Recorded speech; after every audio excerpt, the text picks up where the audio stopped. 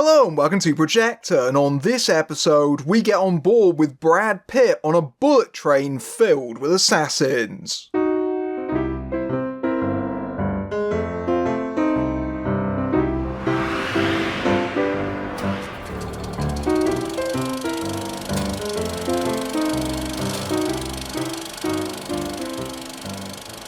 Ladybug, played by Brad Pitt, is a hitman with a new spiritual outlook, taking a seemingly easy last-minute assignment to board a bullet train bound from Tokyo to Kyoto and steal a briefcase. Unfortunately, that briefcase belongs to rival assassin twins, Lemon and Tangerine, played by Brian Tyree Henry and Aaron Taylor-Johnson respectively, who are bringing it to notorious crime boss the White Death, played by Michael Shannon, along with his wayward son, played by Logan Lerman. But further complications are added by more assassins, like Joey King's the Prince, Benito A. Martino Acaso's the Wolf, Zazie Beetz' Hornet, Andrew Koji's Kimura, and his father the Elder, played by Hiroyuki Sanada, all of whom stand in the way of Ladybug getting off the train. Bullet Train is based on a 2010 Japanese novel of the same name, at least in English, by Kataro Izaka. I believe the original Japanese title roughly translates out to Maria Beetle. The book was an enormous success, especially in its native Japan, where it actually got translated into a stage play in 2018, and now we had this Hollywood film adaptation,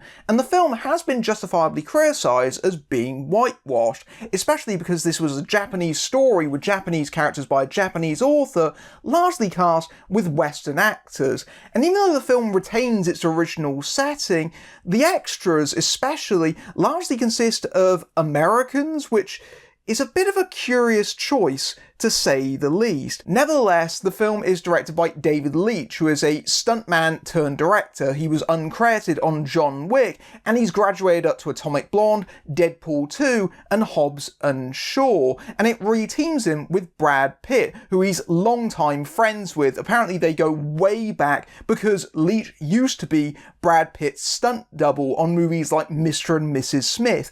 You might recall that Brad Pitt actually had a blink or you'll miss it cameo in Deadpool 2, and they've wanted to work together for quite a few years now, and they got their hands on the script of Bullet Train during the pandemic and decided that they wanted to make it. And even though Bullet Train has one of the best action directors working today, one of the last old school movie stars, and a huge ensemble cast, ultimately it's a ticket to disappointment. The Bullet Train works as well as it does largely comes down to the movie star charm of Brad Pitt. He plays Ladybug, who is an assassin that has spent some time on the sidelines, and in doing so has totally reevaluated his sense of self. He's got a whole new positive outlook on the world, as exhibited by the fact that he keeps quoting COD philosophy all throughout the movie, but never quite getting the words right. But of course, this rather clashes with his line of work, especially given that there are a whole host of people that are trying to kill him. But Ladybug sets himself apart. Early on in the movie, when he goes to his locker to pick up his various items, he leaves behind the gun inside. He deliberately inshoes using guns, especially because he has this philosophy that if you put negativity out in the world, you get negativity back. And that's the last thing that he wants. All he wants to do is just get on the train, pick up the briefcase, and walk off with it. That's all he has to do. It's completely that simple. No one has to get hurt. No one has to get harmed. Unfortunately, Ladybug has absolutely terrible bad luck. He is the kind of guy that even when he's not trying to hurt people, people throw themselves in harm's way around him. He keeps ending up in situations that get complicated entirely out of his own control. So the main joke of the movie is that Ladybug is just trying to do what he came there for, but is increasingly caught in a complex storm brewing around him, and he just has to keep his cool. And cool is exactly what the film asks of Brad Pitt, who adds a very kind of laconic humour to the character. There's a very big slacker vibe to Ladybug, enhanced by the fact that he literally wasn't even supposed to be there today. He's a last-minute replacement for another hitman who fell ill, and so he doesn't really have a personal attachment to what's going on the train, but several of the occupants have a very personal vendetta against him and want to kill him, even though Ladybug doesn't want to try and kill them because he barely even remembers them in the first place. So that's where a lot of the humour in the film comes from, the kind of conflict of huge amounts of violence and Pitt just trying to take it in his slightly confused stride. And this whole idea of him not wanting to hurt people but trouble still finding him anyway is very evocative of the likes of Jackie Chan, and you can definitely see this in the action sequences where, like Chan, Ladybug uses a lot of props as improvised weapons because he doesn't have a gun. So he uses the briefcase as a shield against knife blows. He throws a water bottle at someone's head. In fact, in the action sequences, Ladybug largely adopts a reactive, defensive posture because he's trying to de-escalate the situation. And you can kind of see in a different version of this movie that Ryan Reynolds could have very easily filled this part because he's Leach's regular co-collaborator. It feels like it has that kind of style to it. Pitt does bring a little bit of his own energy, but you can definitely see that kind of DNA there, especially because Leach directs it exactly like a Deadpool movie. He has this mix of callous violence with mean-spirited humour, and that kind of winking self-awareness in Leach's direction almost certainly evokes the likes of Guy Ritchie when applied to a crime caper like this. In fact, it feels like Leach actually used Ritchie as a blueprint for directing this film because, like a lot of Ritchie's movies, this is an intricately plotted ensemble that is hyper-stylized and edited to within an inch of its life. And unfortunately, like a lot of Guy Ritchie movies, it's not nearly as fun or as clever as it seems to think it is. Bullet Train seems very high on itself, honestly, to the point where it feels a little bit exhausting watching it. Instead of actually being in on the fun, it feels like a lot of buddies coming together and high-fiving each other, especially in the constant line of cameos that really feel cumulatively kind of smug and self-absorbed, and that's a real shame. Surprisingly, the biggest problem with Bullet Train is that it's ludicrously overplotted. You might think that it's Brad Pitt punching his way up the carriages of a train from watching the trailers, but it turns out there's so much more than that going on in this movie, and a lot of what happens in the film is actually surprisingly faithful to the source material. The script, in terms of its just bare bones plotting, does actually port a lot of Izaka's novel to the screen. I think my issue with it is that it actually tries to do too much of the source material, because really the film needed to be pared down and condensed and have maybe characters maybe merged together in some instances and just try and make it a little bit more streamlined, because honestly it feels unwieldy. The publicity material says that there's 11 main characters in the movie, and the fact that this takes place on a train with 16 carriages probably gives you some sense of just how cluttered and crowded everything is. It feels like the ensemble cast is often fighting not just between themselves, but fighting for attention a lot of the time. And speaking of that cast, it's clear that they're all having a lot of fun with their individual roles, especially because, for whatever reason, either the cast are doing British accents or they're doing Russian accents, or in the case of Joey King, doing both simultaneously. The most notably scene-stealing is the duo of Lemon and Tangerine, played by Aaron Taylor-Johnson and Brian Tyree Henry. Brian Tyree Henry always being great value whenever he pops up, and it's really amusing to see him trying to tackle a Cockney accent. Him and Aaron Taylor-Johnson. Johnson is definitely playing up the Cockney stereotype as well. There's a little bit of his past performance as John Lennon in there as well.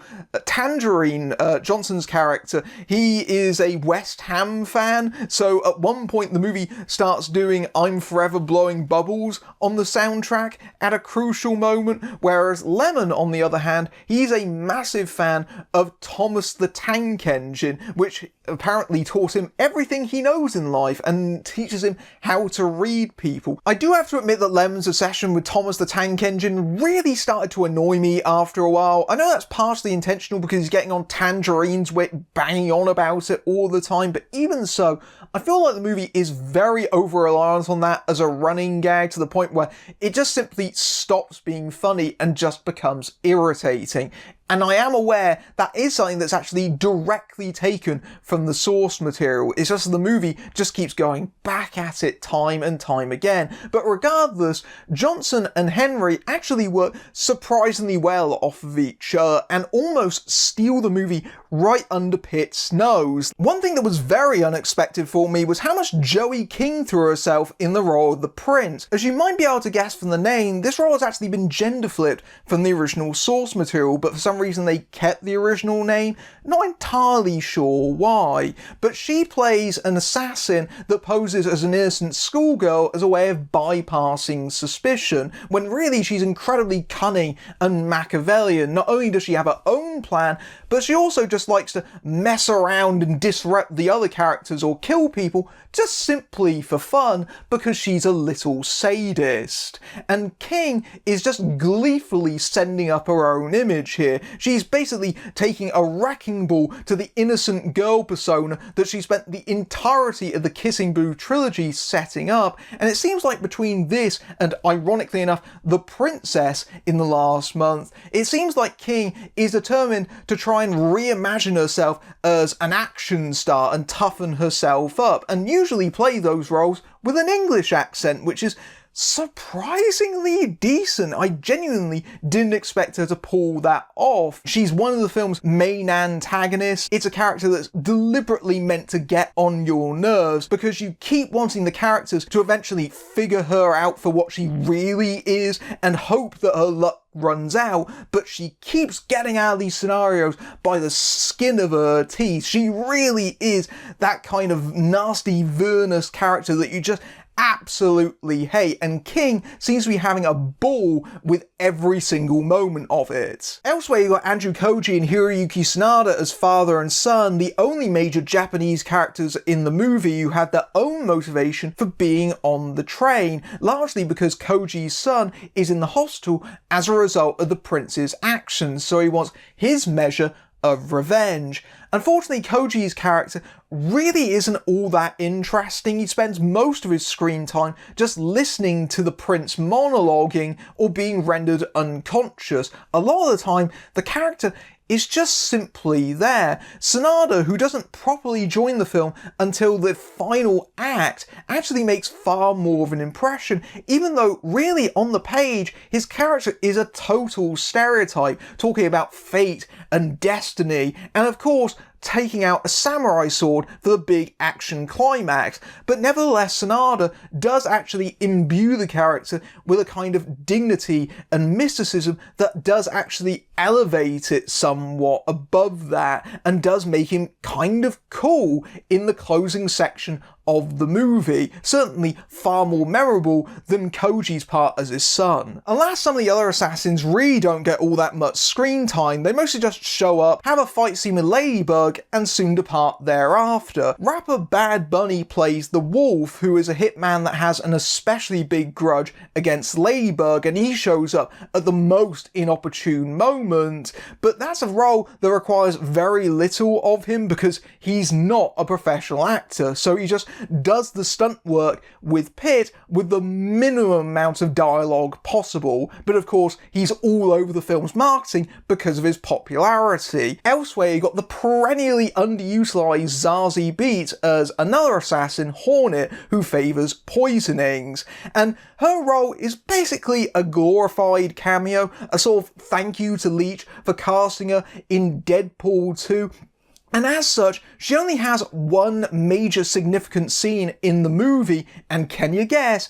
It's a fight scene with Ladybug that mostly just seems to be an excuse for her to repeatedly call Pitt a bitch at the end of every single line, like funny? And all these quirky characters have their own individual backstories and motivations, which means that you have not one, but several different revenge plots happening simultaneously, which means it's very hard to keep track of who's trying to kill who and for what specific reason. It just becomes hideously convoluted, and it isn't helped by the fact that Leach leans into this by judicious use of flashbacks all throughout the movie. The characters are all introduced with little vignettes showing us how they got onto the train in the first place, and this, I think, is one of the most fundamental problems with Bullet Train, in that these flashback sequences keep constantly disrupting the pacing. It feels like the movie is very erratic in terms of its pacing. It never felt consistent to me. It always felt like it was stop, start, stop, start, because it was constantly having to flash back or remind us of something over and over again, to the point where it just becomes distracting. And again, there's so much to keep track of that it just feels completely overwhelming. And I think that's not helped by the fact that clearly they showed this to a test audience at some point and they were having trouble following what was happening. So when there are payoffs to things set up earlier in the movie, Leach keeps cutting back to clips from earlier in the film to remind us of when that came into play. And using the editing as a crutch like this repeatedly is basically an admission that the movie is way too cluttered for the audience to actually follow what's supposed to be happening in it. And it isn't helped by the fact the movie is absolutely loaded with Chekhov's guns. I have never seen a film like Bullet Train that has so many Chekhov's guns put into play simultaneously. You've got the MacGuffin of the briefcase, but then that also later becomes a Chekhov's gun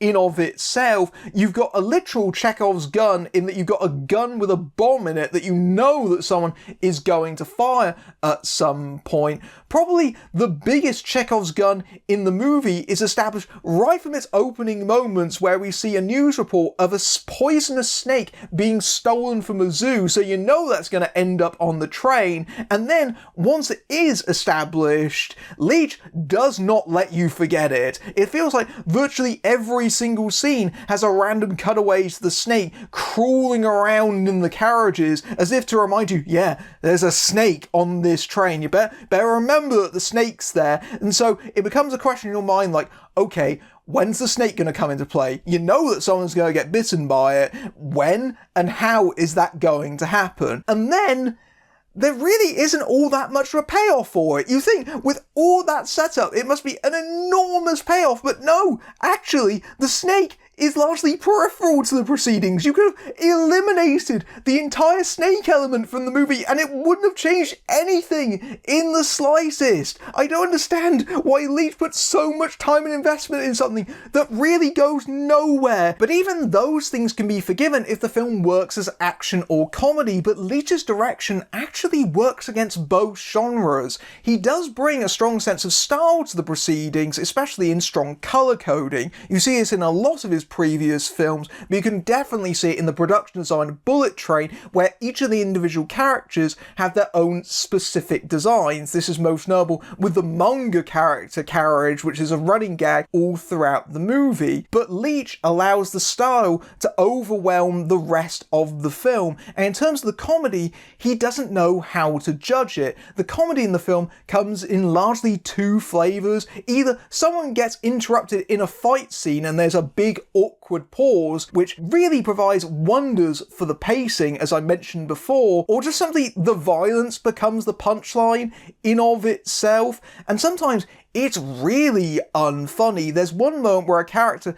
is dying a brutal death and another character is responding in a very bumbling and confused fashion, and it just comes across as being really casually cruel and nasty and just uncomfortable. But even on the action side of it, it's surprisingly a disappointment. Now, obviously the film shot during COVID, which restricted what they can do. Obviously the easy compartmentalization of the premise allowed them to shoot the majority of the movie. There's also a weird thing where about halfway through the film, the train just simply empties of passengers other than the main characters, which is given a bizarre in-universe explanation that is absolute nonsense. But even so, it doesn't feel like the action sequences have been given the time to make them distinctive enough from each other. They all feel like variations of the same fight, which is basically close quarters, who can stab each other first, over and over again. I was surprised coming out of the film how much I didn't remember a lot of the action, which is not what you want, and especially from Leach's caliber. But I think this is the culmination of a problem that has been brewing in his films ever since Deadpool 2, and was also quite prominent in Hobbs and Shaw, where he puts so much style into the action, and there's so much CGI work, and there's so much going on that honestly, it becomes kind of numbing to watch. The only things that really make impact in the film is the bloodshed. Otherwise, it feels largely like the impact of the fight sequences has been diluted by all the big budget process